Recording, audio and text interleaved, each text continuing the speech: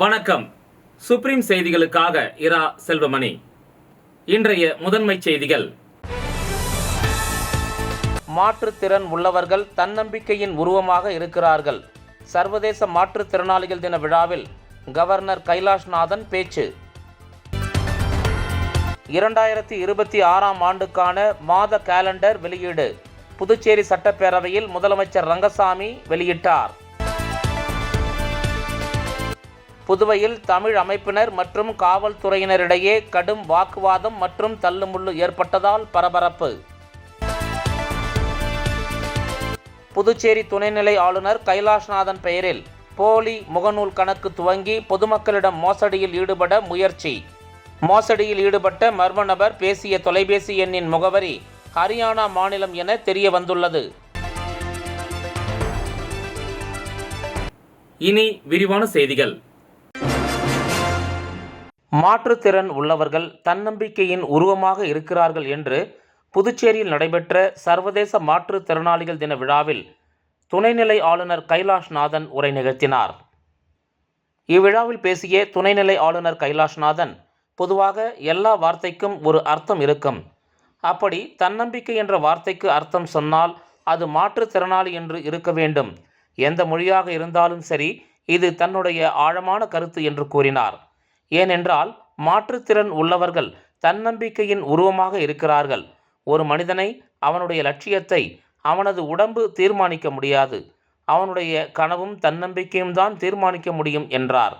ஒரு மாற்றுத்திறனாளி வாழ்க்கையில் தினம் தினம் சந்திக்கும் சவால்கள் ஏராளம். பொதுவாக மற்றவர்கள் அதை புரிந்து கொள்ள முடியாது. ஒரு படிக்கட்டு ஏற வேண்டுமென்றால், ஒரு சாலையை கடக்க வேண்டுமென்றால், ஒரு குழந்தை ஒரு கிளாஸில் சேரில் உட்கார வேண்டுமென்றால் எத்தனை சிரமங்களை அவர்கள் சந்திக்கிறார்கள் என்று கூறிய அவர், அதையெல்லாம் தாண்டி இந்த சமூகத்தின் பார்வையே அவர்களுக்கு பெரும் தடையாக இருக்கிறது.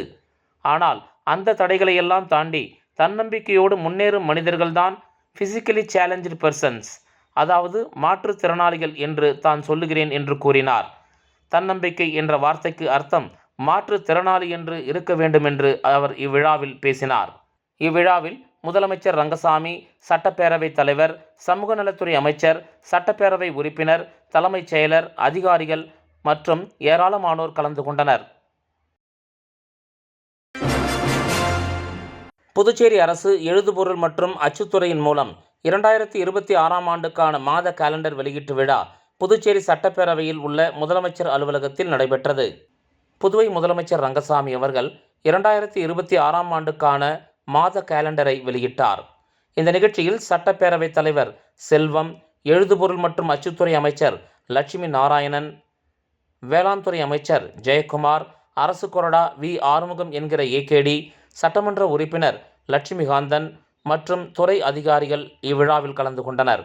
உலக சுற்றுலா தரவரிசையில் 2ஆம் நகரமான புதுச்சேரியின் பழமை புதுமைகளை போற்றும் வகையில் எழில்மிகு புதுச்சேரி நகரத்தின் பல்வேறு காலகட்டத்தின் அன்றைய தோற்றமும் இன்றைய தோற்றமும் அழகிய வண்ணப்படத்துடன் நேர்த்தியாக இந்த நாட்காட்டி உருவாக்கப்பட்டுள்ளது.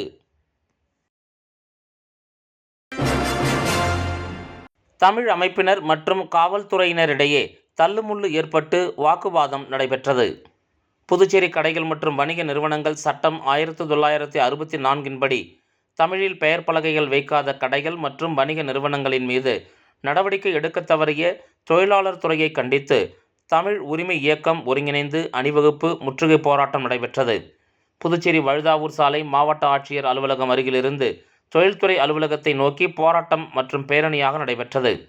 இப்போராட்டக்காரர்கள் தொழில்துறை அலுவலகத்தை நோக்கி சென்று கொண்டிருந்த போது தடுப்பு கட்டைகளை அமைத்து காவல்துறையினர் தடுத்தனர். அப்பொழுது தடுப்பு கட்டைகளை தள்ளிவிட்டு முன்னேற முயன்ற தமிழ் அமைப்பினருக்கும் காவல்துறைக்கும் இடையே தள்ளுமுள்ளு மற்றும் வாக்குவாதம் நடைபெற்றதால் அங்கு பரபரப்பு ஏற்பட்டது.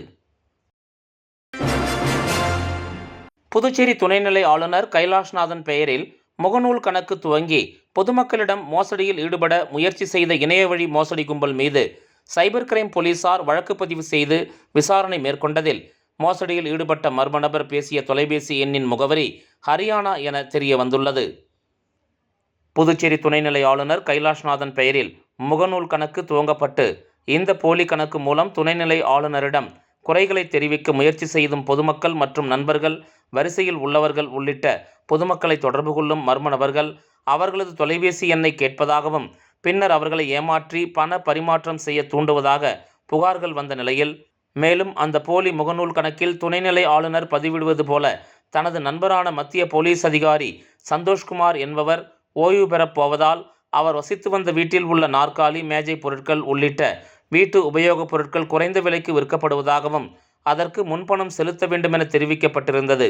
அதன்படி வீட்டு உபயோகப் பொருட்களை வாங்க விருப்பம் தெரிவித்த நபர்களை உடனடியாக மர்ம நபர்கள் தொலைபேசியில் வாட்ஸ்அப் காலில் தொடர்பு கொண்டு குறிப்பிட்ட விலையை கூறி முன்பணம் அனுப்புமாறு கூறியுள்ளனர். இந்த நிலையில் இந்த மோசடி மற்றும் போலியான முகநூல் குறித்து தகவல் துணைநிலை ஆளுநர் மாளிகைக்கு தெரிய வந்ததைத் தொடர்ந்து துணைநிலை ஆளுநர் மாளிகை அதிகாரிகள் கொடுத்த புகாரின் பேரில் சைபர் கிரைம் போலீசார் வழக்கு பதிவு செய்து விசாரணை மேற்கொண்டு வருகின்றனர். அதில் மர்ம நபர் தொடர்பு கொண்ட தொலைபேசி எண்ணின் முகவரி ஹரியானா என தெரிய வந்துள்ளதை அடுத்து சைபர் கிரைம் போலீசார் விசாரணையை தீவிரப்படுத்தியுள்ளனர். தற்பொழுது இந்த விவகாரம் புதுச்சேரியில் பரபரப்பை ஏற்படுத்தியுள்ளது. இதனிடையே கடந்த சில ஆண்டுகளுக்கு முன்பு அப்போதைய புதுச்சேரி கவர்னர் தமிழிசை பெயரில் போலியான கணக்கை துவங்கி பொதுப்பணித்துறை அமைச்சர் லட்சுமி நாராயணனுக்கு போலி செய்தி அனுப்பி இணைய வழி மோசடி கும்பல் ஈடுபட்டது என்பது குறிப்பிடத்தக்கது.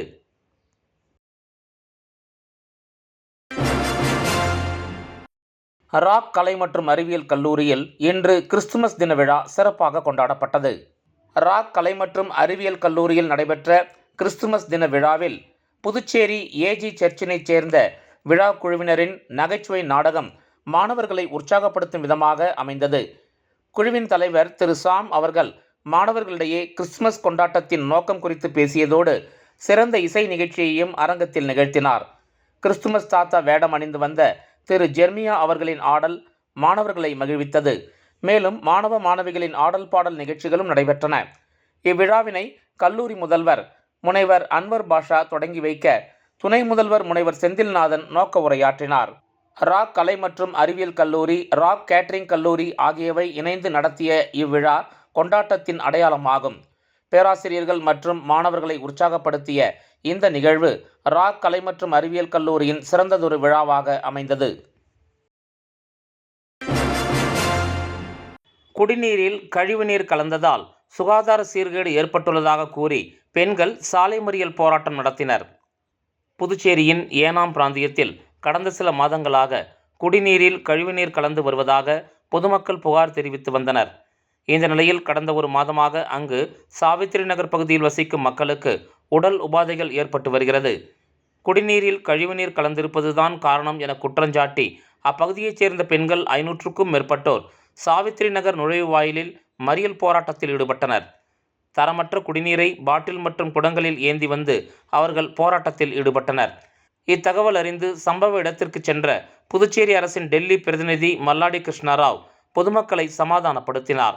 குடிநீரில் கழிவுநீர் கலப்பதை தடுப்பதற்கு அரசு சார்பில் போர்க்கால அடிப்படையில் நடவடிக்கை எடுக்கப்படும் என அவர் உறுதி அளித்ததை தொடர்ந்து போராட்டம் கைவிடப்பட்டது.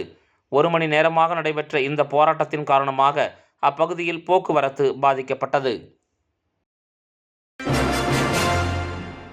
புதுச்சேரி காமராஜர் சாலையில் இருசக்கர வாகனத்தில் திடீரென ஏற்பட்ட தீ விபத்து காரணமாக அருகிலிருந்த வாகனங்களும் தீயில் கருகி நாசமானது.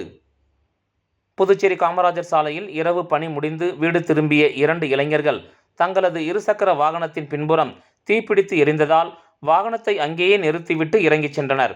இந்த நிலையில் வாகனத்தில் தீ திடீரென மலமளவென பரவி இருசக்கர வாகனம் முழுவதும் கொழுந்துவிட்டு எரிந்த நிலையில் அருகில் நிறுத்தி வைக்கப்பட்டிருந்த 2 வாகனங்களும் தீயில் கருகி நாசமானது.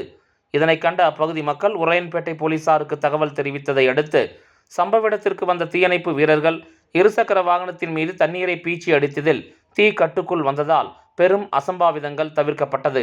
மேலும் இருசக்கர வாகனத்தில் தீ லேசாக பரவிய நிலையில் வாகனத்தில் வந்த இளைஞர்கள் இருவரும் வாகனத்தில் இருந்து இறங்கி ஓடியதால் உயிர் சேதம் தவிர்க்கப்பட்டது என்பது குறிப்பிடத்தக்கது. பாரதிய ஜனதா கட்சியின் மாநில செயற்குழு உறுப்பினர் பிரபாதேவி பாரதிய ஜனதா கட்சியிலிருந்து விலகுவதாக அறிவித்துள்ளார். புதுச்சேரி பாரதிய ஜனதா கட்சியின் மாநில செயற்குழு உறுப்பினரும் உழவர்கரை தொகுதி பாஜக பிரமுகருமான பிரபாதேவி வீரராகு கடந்த 5 ஆண்டுகளாக பாரதிய ஜனதா கட்சியில் பணியாற்றி வந்தார். இந்த நிலையில் தனிப்பட்ட காரணத்திற்காக தான் வகித்து வந்த பாரதிய ஜனதா கட்சி பொறுப்பினை ராஜினாமா செய்து இந்திரா காந்தி சதுக்கம் அருகே உள்ள கட்சி அலுவலகத்தில் கடிதம் வழங்கினார். மேலும் தொடர்ந்து உழவர்கரை தொகுதி மக்களுக்காக பொது சேவையில் ஈடுபடுவேன் என்றும் தொடர்ந்து மக்கள் பணியாற்றுவேன் என்றும் தெரிவித்தார். மேலும் மக்களுடன் கலந்து ஆலோசனை செய்துவிட்டு அடுத்த கட்ட நடவடிக்கை குறித்து முடிவெடுப்பேன் என்றும் அவர் கூறியுள்ளார். என்ன காரணம்னா, எனது தனிப்பட்ட காரணங்களுக்காக நான் வெளியில் வந்திருக்கிறேன். எனது அருண் சர்மா தொண்டு நிறுவனம் சார்பாக எங்களது மக்கள் பணி தொடரும். எங்களது தொகுதியில் இருக்கக்கூடிய மக்களுக்கான பணிகளும் தொடர்ந்து நடைபெற்று கொண்டே இருக்கும். இதில் எந்த மாற்று கருத்தும் இல்லை. என்னுடைய தொண்டர்கள் மற்றும் தொகுதி மக்களுடன் கலந்து ஆலோசனை செய்து மாற்றுக் கட்சியில் இணைவதா மேற்கொண்டு எனது அரசியல் பயணங்கள் என்ன என்பதை தெளிவாக இன்னும் ஒரு நாளில் வெளியிடப்படும். விளம்பர இடைவேளைக்கு பிறகு செய்திகள் தொடரும்.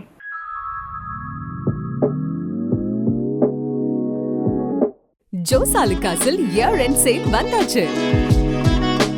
தங்க நகைகளுக்கான சேதார கட்டணத்தில் பிளாட் 50% தள்ளுபடி பெறுங்கள். இப்பவே ஷாப்பிங் செய்யுங்க.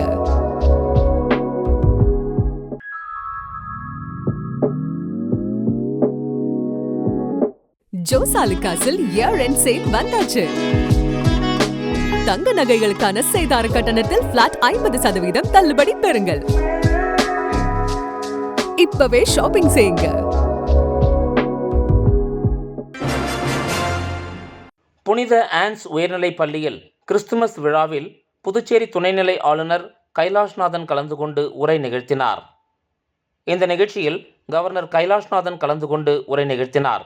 அப்போது அவர், உங்கள் அனைவருக்கும் முதலில் தன்னுடைய கிறிஸ்துமஸ் நல்வாழ்த்துக்களை சொல்லிக் கொள்வதில் மகிழ்ச்சி அடைகின்றேன் என்று கூறிய அவர், தான் 2 நாட்களுக்கு முன்பு ஆர்ச் பிஷப்புடன் ஒரு கிறிஸ்துமஸ் விழாவில் கலந்து கொண்டதாகவும், அப்போது கூட தான் இதையே சொன்னேன் என்றும், அதாவது கிறிஸ்துமஸ் விழா என்பது ஒரு மத விழா அல்ல, அது அன்பின் விழா, மனிதநேயத்தின் விழா, மன்னிப்பின் விழா.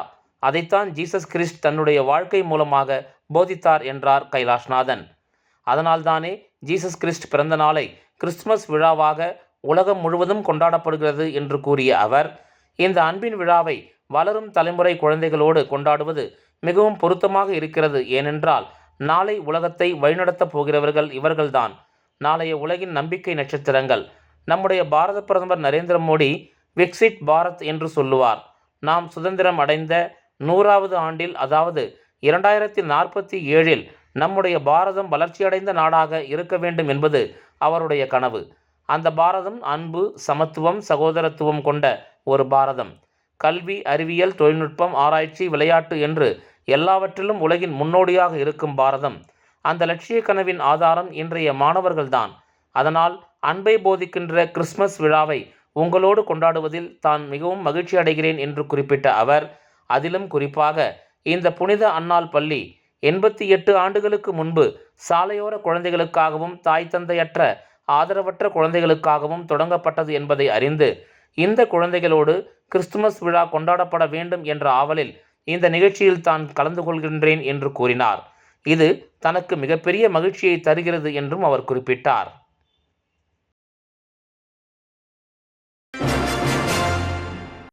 புதுச்சேரி மாநில தேசிய முற்போக்கு திராவிடர் கழக ஆலோசனைக் கூட்டம் விவிபி வேலு தலைமையில் நடைபெற்றது. புதுச்சேரி மாநிலம் தேமுதிக சார்பில் ஆலோசனைக் கூட்டம் நடைபெற்றது. இந்த ஆலோசனைக் கூட்டமானது கிளைக்கழகம், தொகுதிக் கழகம், தொகுதி அணிக்கழகம், மாநில கழகம், மாநில அணிக்கழகம், பொறுப்பாளர்கள் தேர்வு மற்றும் மக்கள் உரிமை மீட்பு 2.0 சம்பந்தமாக மாநில மாநாடு ஆலோசனைக் கூட்டம் அரியாங்குப்பம் பெருந்தலைவர் காமராஜர் திருமண மண்டபத்தில் நடைபெற்றது. முன்னதாக மறைந்த தேமுதிக தலைவர் விஜயகாந்த், நிர்வாகிகள் லூர்துசாமி, குணசேகரன் ஆகியோர்களின் திருவுருவப் படத்திற்கு மலர் தூவி மரியாதை செலுத்தப்பட்டது. இதனைத் தொடர்ந்து நடைபெற்ற ஆலோசனைக் கூட்டத்திற்கு புதுச்சேரி மாநில தேமுதிக கழக செயலாளர் விவிபி வேலு தலைமை தாங்கினார். இதில் தலைமை கழக சிறப்பு அழைப்பாளர்களாக அவைத்தலைவர் டாக்டர் இளங்கோவன், உயர்மட்ட குழு உறுப்பினர் மீஞ்சூர் சேகர், வழக்கறிஞர் அணி செயலாளர் ஜனார்த்தனன், மருத்துவர் அணி துணை செயலாளர் ஜலபதி, மீனவர் அணி துணை செயலாளர்கள் கஜேந்திரன், சரவணன் ஆகியோர் கலந்து கொண்டு சிறப்புரையாற்றினர்.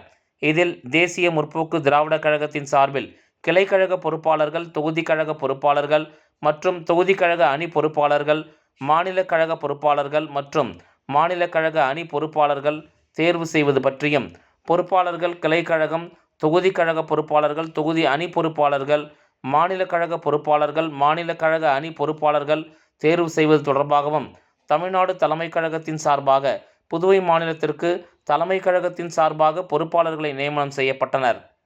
இந்த நிகழ்ச்சியில் தேமுதிக நிர்வாகிகள் திரளானோர் கலந்து கொண்டு விழாவினை சிறப்பித்தனர். நிகழ்ச்சியின் நிறைவாக விழாவில் கலந்து கொண்ட அனைவரையும் ஜாஃபர் அலி மற்றும் கோடீஸ்வரன் ஆகியோர் நன்றி தெரிவித்தனர்.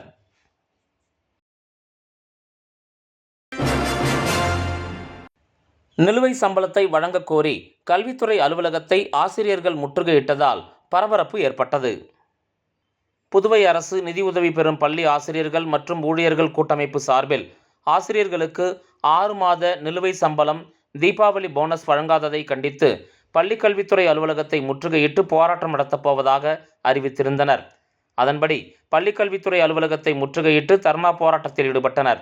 இப்போராட்டத்திற்கு கூட்டமைப்பு கௌரவ தலைவர் சேஷாச்சலம் தலைமை தாங்கினார். சங்க தலைவர்கள், ஆசிரியர்கள் என ஏராளமானோர் கலந்து கொண்டனர்.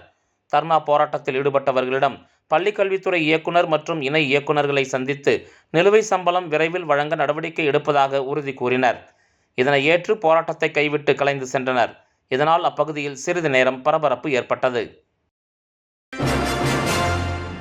புதுச்சேரி முத்தியால்பேட்டை தொகுதியில் நீண்ட காலமாக நிலவி வரும் கழிவுநீர் பிரச்சினைக்கு நிரந்தர தீர்வு காண வலியுறுத்தி பொதுப்பணித்துறை தலைமை பொறியாளர் அவர்களை சந்தித்து முத்தியால்பேட்டை தொகுதி முன்னாள் திமுக சட்டமன்ற உறுப்பினர் நந்தா டி. சரவணன் மனு அளித்தார். புதுச்சேரி முத்தியால்பேட்டை தொகுதி பொதுமக்கள் சார்பாக முத்தியால்பேட்டை தொகுதியில் கழிவுநீர் குடியிருப்பு பகுதியில் சாலைகளில் தொடர்ந்து வெளியேறி பொதுமக்களின் உடல்நலம், சுகாதாரம், அன்றாட வாழ்க்கை முற்றிலும் பாதிக்கப்பட்டு வருகிறது என்றும், இது சம்பந்தமாக கடந்த வருடம் ஜூன் மாதமும் இந்த வருடம் ஜூலை மாதமும் இந்த பாதாள சாக்கடை பிரச்சினை சம்பந்தமாக பொதுப்பணித்துறை தலைமை பொறியாளர் அவர்களை சந்தித்து மனு அளிக்கப்பட்டது என்றும், ஆனால் இதுவரை இப்பிரச்சினைக்கு நிரந்தர தீர்வு காணவில்லை. எனவே இதற்கு நிரந்தர தீர்வு காண வலியுறுத்தி பொதுப்பணித்துறை தலைமை பொறியாளர் அவர்களை சந்தித்து முன்னாள் திமுக சட்டமன்ற உறுப்பினர் நந்தா சரவணன் அவர்கள் மனு அளித்தார். மேலும் பாதாள சாக்கடை பிரச்சினைக்கு நிரந்தர தீர்வு காணவில்லை என்றால் மாநில திமுக அமைப்பாளர், சட்டமன்ற எதிர்க்கட்சித் தலைவர் திரு சிவா அவர்கள் தலைமையில் பொதுப்பணித்துறை தலைமை அலுவலகம் முன்பு மாபெரும் முற்றுகை போராட்டம் நடைபெறும் என்று கூறினார்.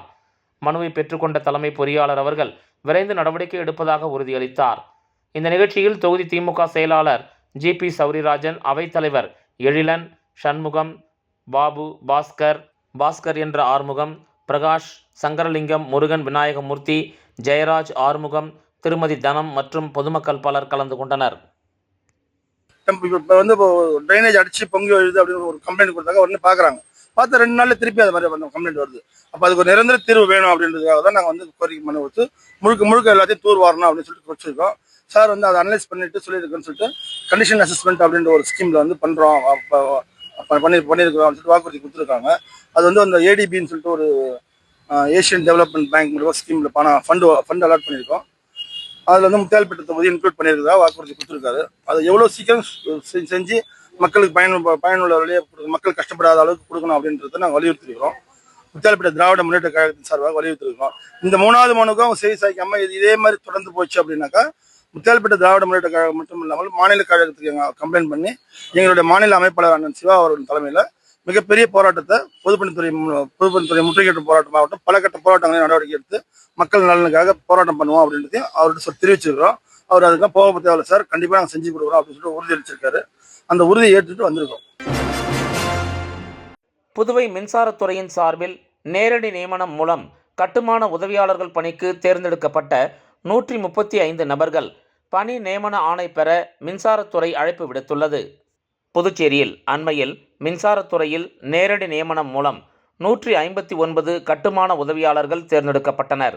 அதில் தற்போது 135 நபர்களுக்கு மட்டும் 24/12/2025 புதன்கிழமை அன்று காலை 9:30 மணியளவில் புதுச்சேரி கருவடிக்குப்பத்தில் சிவாஜி சிலை அருகே அமைந்துள்ள காமராஜர் நினைவு மண்டபத்தில் பணி நியமன ஆணை வழங்கப்படும் என்றும், ஆகவே 135 நபர்கள் பணி நியமன ஆணை பெற வருமாறு மின்சாரத்துறை வெளியிட்டுள்ள பத்திரிகை செய்திக்குறிப்பு ஒன்றில் அழைப்பு விடுக்கப்பட்டுள்ளது.